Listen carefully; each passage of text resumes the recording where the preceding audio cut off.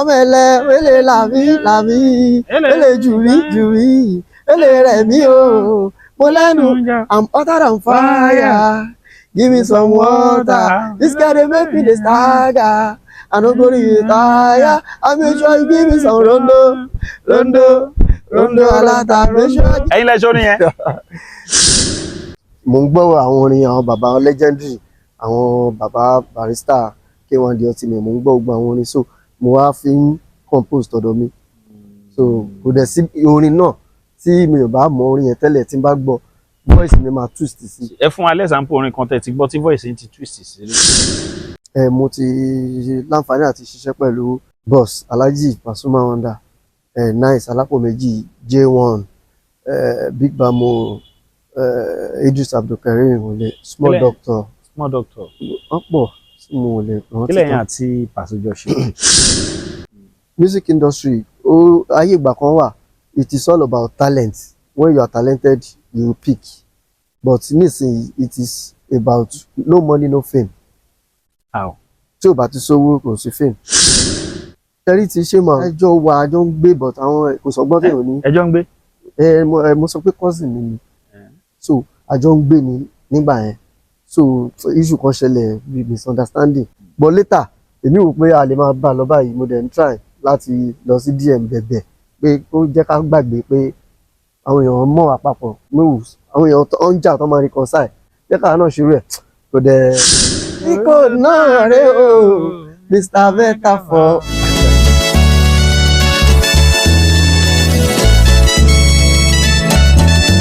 T.Code náà rè o Mr. Metaphor. irú onírin ká sọ pé nǹkan. mo ń kọ Fuji hip hop mo dẹ̀ ń kọ Fuji proper. báwo lẹ ṣe bẹ̀rẹ̀ kí lẹ fi bẹ̀rẹ̀ gangan. nígbà tí mo bẹ̀rẹ̀ nígbà yẹn lábẹ́òkúta mo bẹ̀rẹ̀ pẹ̀lú Fuji band Tayuma Èjìrẹ́ Kóródó nígbà yẹn.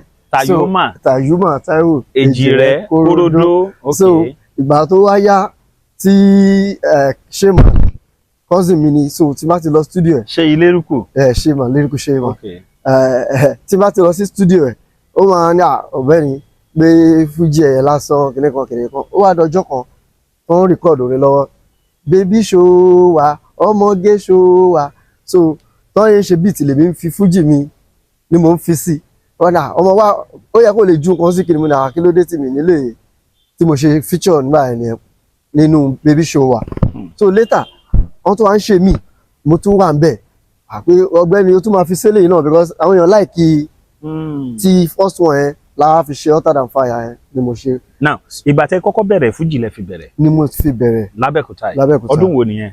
early 2000. báwo lẹ ṣe pàdé Fuji abẹ́ délé bá ni.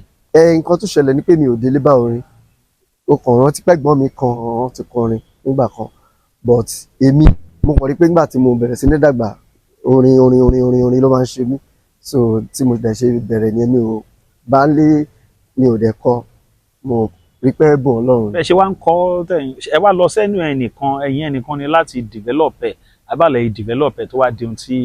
mo lọ sẹ́yìn anybody ó kàn mo ń gbọ́ àwọn orin àwọn bàbá legendary àwọn bàbá barrister K1 the ultimate mo ń gbọ́ gbogbo àwọn orin so mo wá fi ń compose tọ̀dọ̀ mi so kò dẹ̀ sí orin náà tí mi ò bá mọ orin yẹn tẹ́lẹ̀ tí n bá gbọ́ voice mi máa twist sí ibẹ̀ like pé voice mi kò síbi tí ò lè lọ.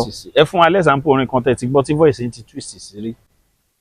àkànjẹ́ olóyin lòun mo bẹ̀rẹ̀ táwídé o àpèdè tó dùn àkànjẹ́ olókùn ọ̀la o mo tún ti dé pẹ̀lú ohùn mi tó sí pẹ́pẹ́ èmi náà kọ́ lọ́hùn ni kábíyèsí Elédùmarè ọba ìbàrẹ̀. Alhaji Wasaide Masha.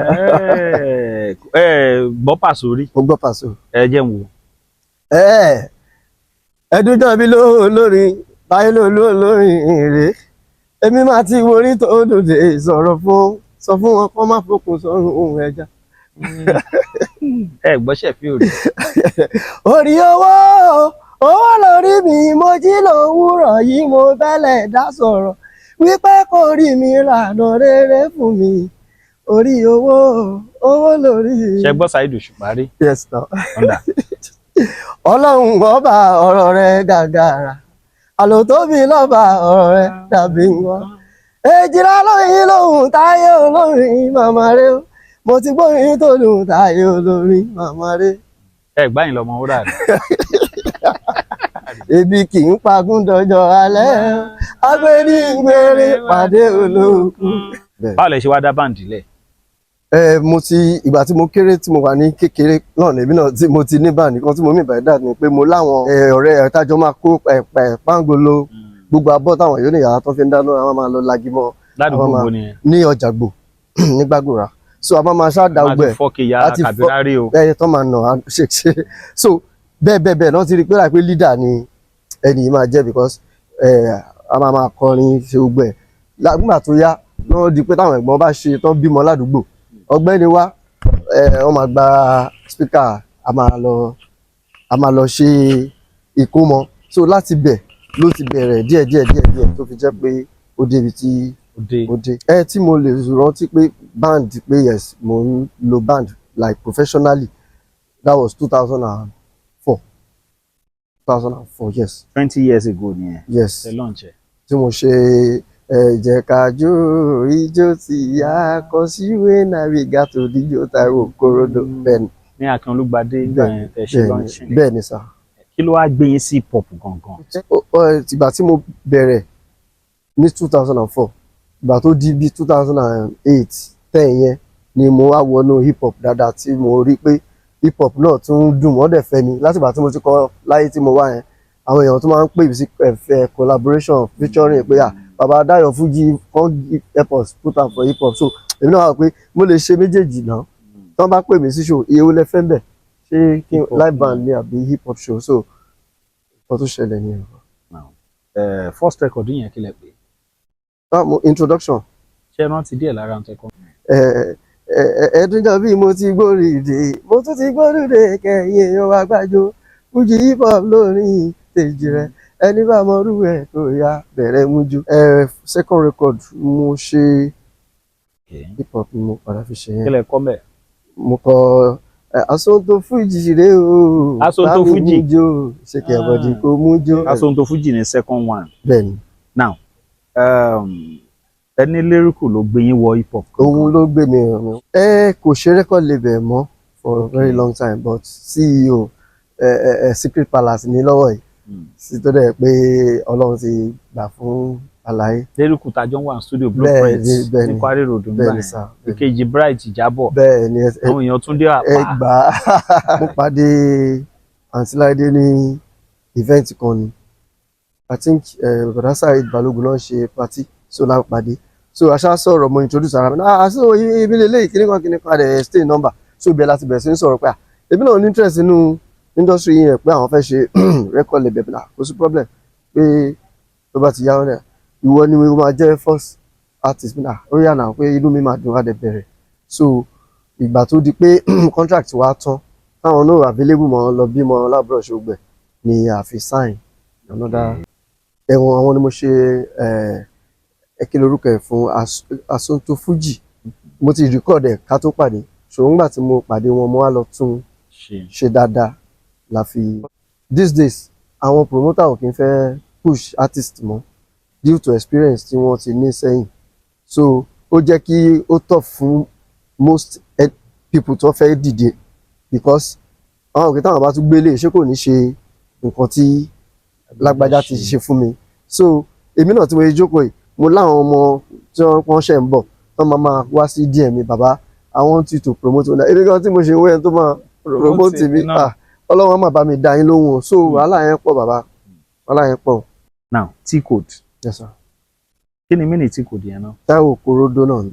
ok Táíwò Kòródò Mr. akílẹ̀ metaphor mo ti láǹfààní àti ṣiṣẹ́ pẹ̀lú boss Alhaji Pasuma Wonder Nice Alápò Méjì J1 Big Bamo Idris Abdulkareem wọ́n pọ̀ tí mo lè small doctor wọ́n pọ̀ tí mo lè rántí. kí lẹ́yìn àti pàṣẹjọ ṣe?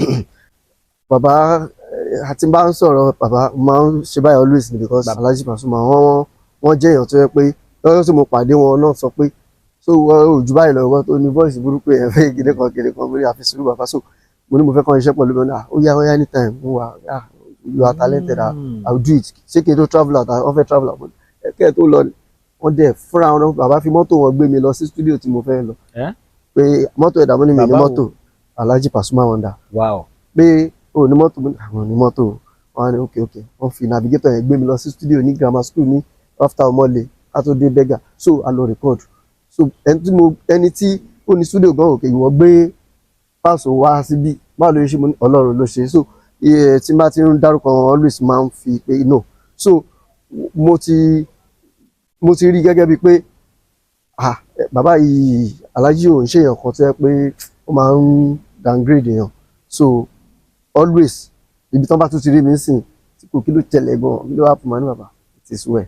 So much respect. Alhaji ẹ̀ṣẹ̀ fi àrílì jọ ní àtúwọ̀n máa kàn mọ́ tí àjọ máa ń kí wọn àmàjọ wọn mọ̀ mí dáadáa bàbá mi ni nothing òsín kankan bíi pé bóyá pé wọ́n ṣẹ̀ mí àbí ìṣẹ̀ wọn ṣẹ̀ níbọ̀ àti ìjọṣe kankan rí bóyá ó dẹ̀ máa ṣẹlẹ̀. Some years back. Yes, sir. Music industry, both Fuji, hip hop, kí lẹ rí sí? Ṣe rí nǹkan tí mo rí sí ni pé music industry ayé ìgbà kan wà it is all about talent. When you are talented you pick, but nísìnyí it is about no fame, no money, no fame. How? Tí o bá ti sówó kò sí fame, because most guys tó ń ṣe orin sìn wọ́n ti quit tó jẹ́ pé pọ̀ mi bá àṣìṣe rọ́gẹ̀dẹ̀ àwọn míì ti quit wọ́n ti lọ ń ṣe àwọn kan míì tí mi lè máa sọ. Ṣe understand? So music go shock you, music máa frustrate ẹ tó bá dúró tán wàá òkè o ti fẹ́ èèyàn ti fẹ́ yàwó rẹ̀, because music goes beyond momorin kan, ó wà spiritual.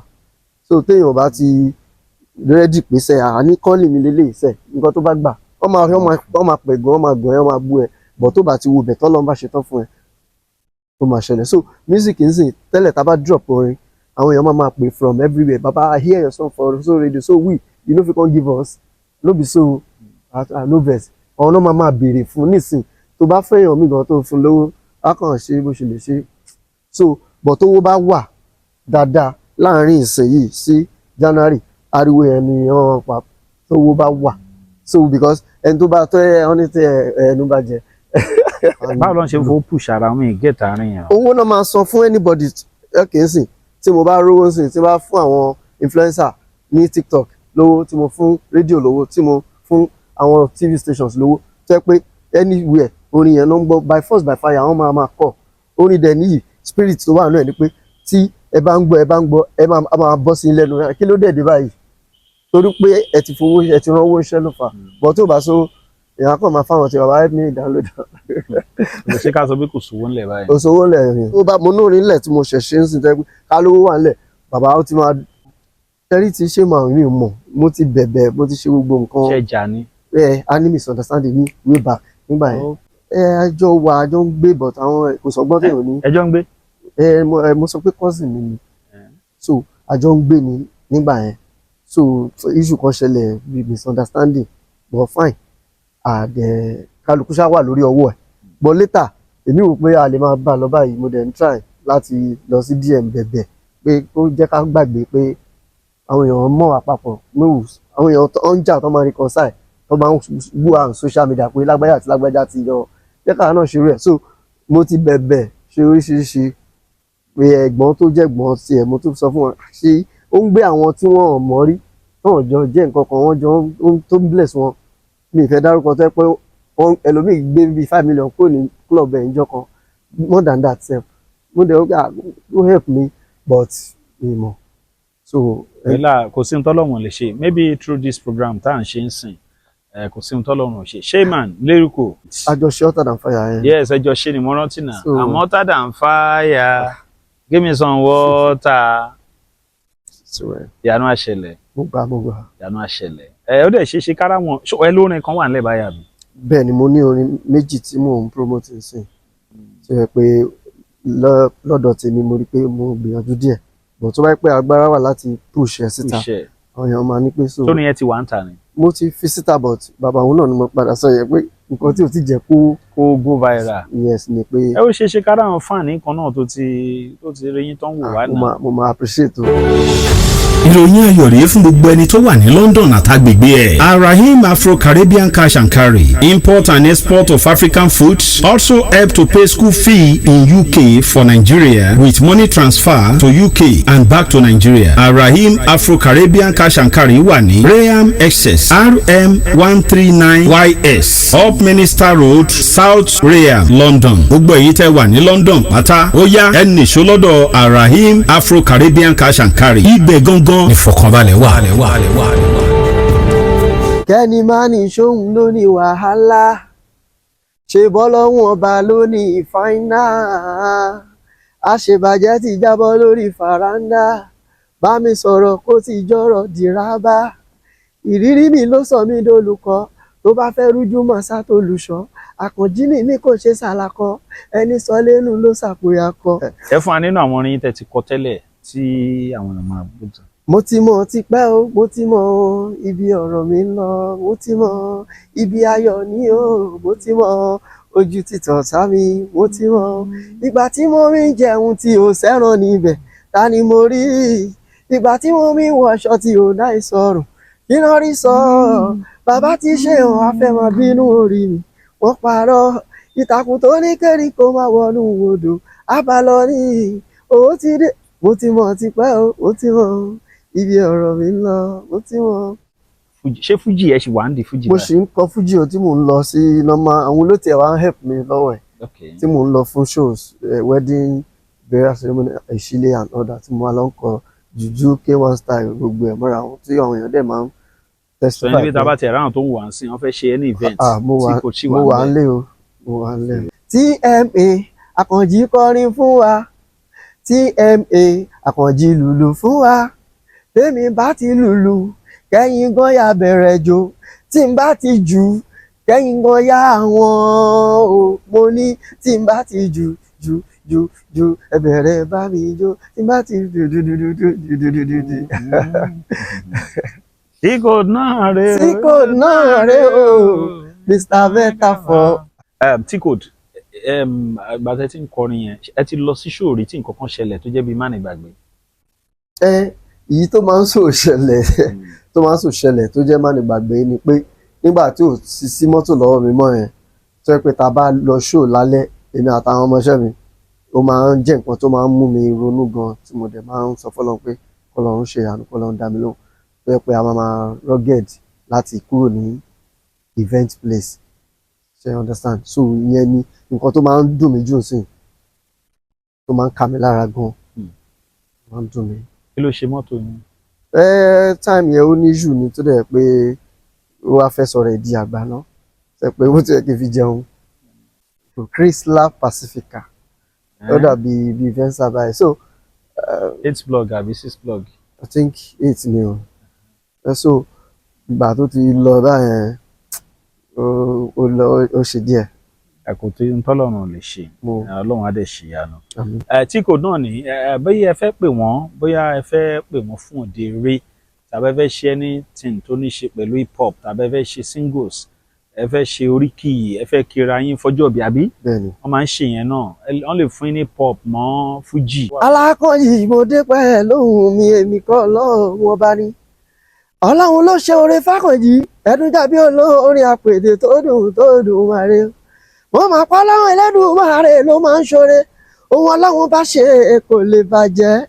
Ẹdún dàbí ti gbórin dé Àkànjí olórin, gbogbo olólùfẹ́ mi ẹ̀ ò ní mọ̀ ya o. Ẹ̀yin tẹ́ ti rí T.Code ti pẹ́. Àṣírí ìyá máa bò àmì. Àwọn tí ń porí wa láì dá o, àmọ́ yín o, àmọ́ yín o, àwa mọ̀ yín àtúnyìn mọ̀ o. Kí ló dé tán lè fọlọ́pàá mú wọn? Ẹ̀yin tí ń porí wa láì dá, gbogbo ilẹ̀ ó fara gbẹ́gbẹ́. Now ẹ bá fẹ́ pé T.Code fún event, tàbí ẹ ní nǹkan kan tẹ́ fẹ́ discuss pẹ̀lú wọn tó tún lè jẹ́ kí iṣẹ́ wọn kó túbọ̀ tẹ̀síwájú sí i, T.Code fẹ́ sọ ẹ̀rọ ìbánisọ̀rọ̀ wọn báyìí. Ẹ̀yin olólùfẹ́ wọn káàkiri àgbáyé, ẹ̀yin tẹ́ bá dẹ̀ mọ̀ Shayman Lyrical, ẹ lè bá a tààgẹ̀ wò yìí. Ẹ kò sí ohun tọ́lọ́run lè ṣe.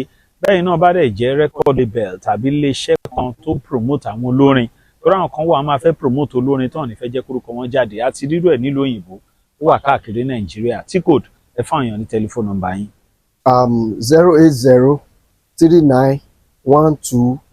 08039122067 08039122067.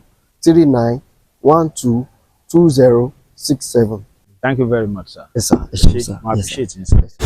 ìròyìn ayọ̀ rèé fún gbogbo ẹni tó wà ní London àtàgbègbè ẹ̀. Arahim Afro-Caribbean Cash and Carry, import and export of African foods, also help to pay school fee in UK for Nigeria with money transfer to UK and back to Nigeria. Arahim Afro-Caribbean Cash and Carry wà ní Rayham Excess RM 139YS Up Minister Road, South Rayham, London. Gbogbo èyí tẹ́ wà ní London pátá ó yá ẹnì ṣólọ́dọ̀ Arahim Afro-Caribbean Cash and Carry. Ibẹ̀ gangan ìfọ̀kànbalẹ̀ wà.